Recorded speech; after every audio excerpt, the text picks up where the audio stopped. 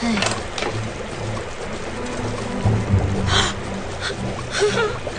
Ano ba, Marites? Ano ba yan? Teka. Gatas, manok. Gatas. Gatas. Siguro naman parang sopas lang to.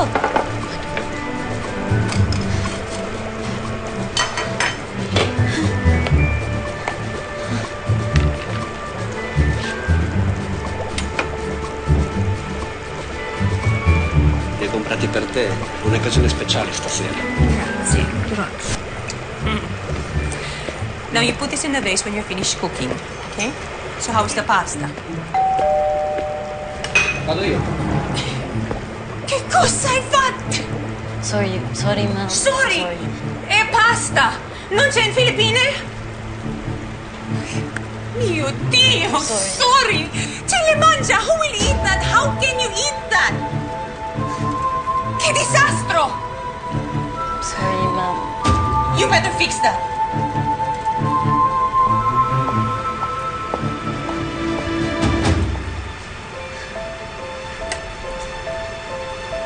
Kasi ako nag-DH.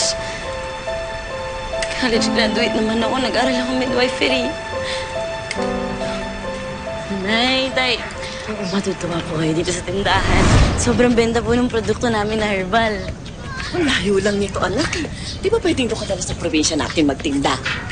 Inay, mas marami pong customer dito sa Maynila. Tsaka, yung business partner ko po si Ana. Dito siya nakatira. Sige. Oh. Yung bang partner mong yan, ano ba? Yun ba mapagkakatiwala ang tunay, ha? Oo naman po. Nung college po, nung kinakapos po ako sa allowance ko, lagi niya akong pinapautang.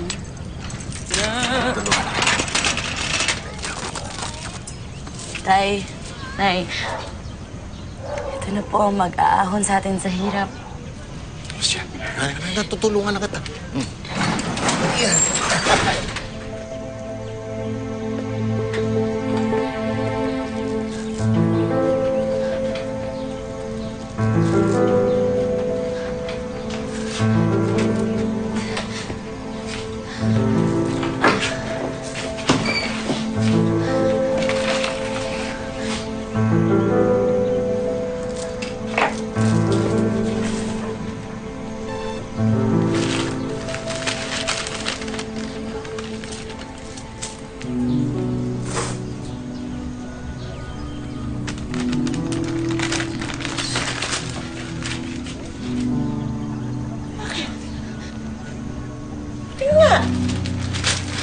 Ay, manloloko pala ang partner mo eh.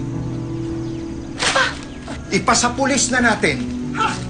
Hindi pa pwedeng ganyan na niloloko ka. Oo, tama. Tinatanong ka. Abay, lintik naman yun. Hindi mo magagawa ni Ana yun, Tay. Anong hindi? Ay, ang linaw-linaw sa sulat, ha?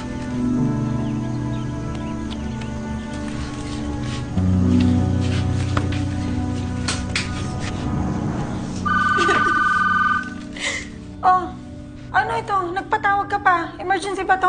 May nangyari kina nanay. Hindi. Okay lang si Nanay. Oh, ano to? Pwede bang makahiram muna ako ng pera sa'yo? Kasi yung negosyo na inumpisahan ko, iniwan ako ng business partner ko eh. Tapos kinuha niya lahat, pati yung mga gamit na pinangutang namin, bit-bit niya. Yan ang sinasabi ko sa'yo, Marites eh. Napakahilig mong gumawa ng mga maling desisyon. Ate, humihingi lang naman ako ng tulong sa'yo kasi wala pa akong trabaho ngayon. Sigurado kasi ako nga habulin ako ng mga inutangan namin eh. Pinasok-pasok mo yan. Solusyonan mo mag-isa. Dati pa sinasabi ko na sa'yo, mag-DH ka na lang. Pumunta ka rito para umasenso yung buhay mo. Tigas ng ulo mo eh. Puro sariling pangarap mong iniisip mo.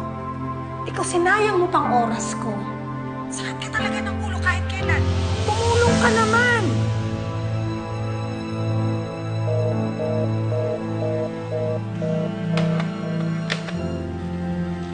Marites, prepare the food by 7.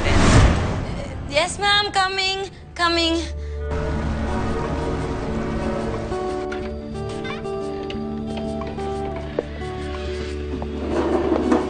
Ciao. It feels okay. I can do it. I can do it. I can do it. Roberto, is that you? Yes. I'm sorry I'm late.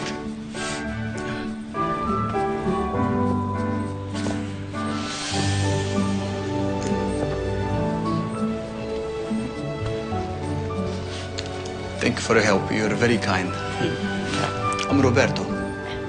Marites. Congratulazioni, Antonio. Ora sei il preside del Dipartimento di Lettere. Grazie per l'invito a cena. È una piccola celebrazione. È da tanto che aspettavo questo incarico. Ne devi essere molto orgogliosa, Martina.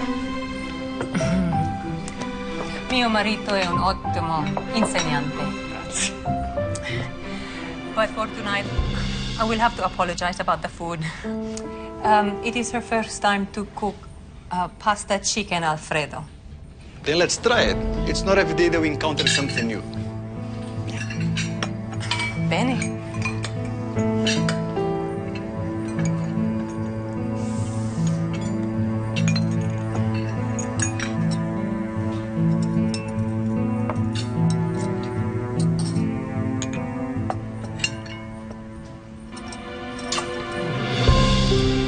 Delizioso.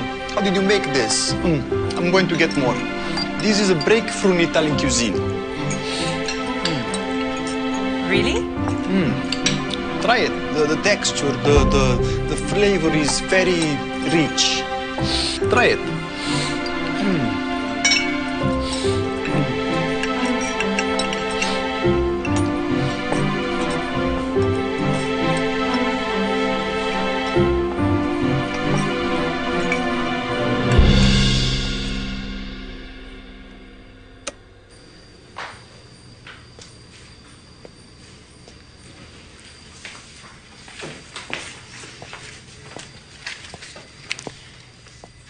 Marites,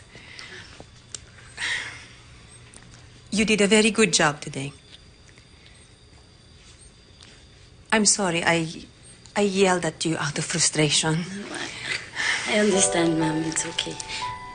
Anyway, here is a little bonus for you.